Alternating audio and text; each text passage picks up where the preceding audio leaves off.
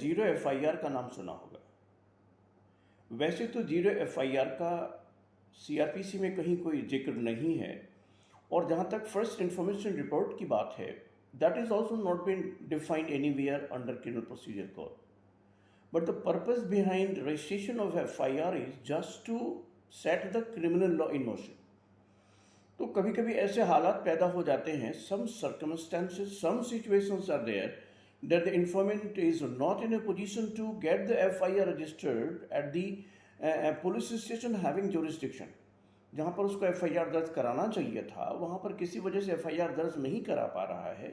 तो ऐसे हालात में कानून को अपना काम करना है, वो फर्स्ट इंफॉर्मेशन रिपोर्ट किसी भी थाने में दर्ज की जाएगी और उसको वहाँ पर कोई नंबर नहीं दिया जाएगा, और after registration of that FIR without number it will be transferred to the concern police station for further investigation. That's zero FIR।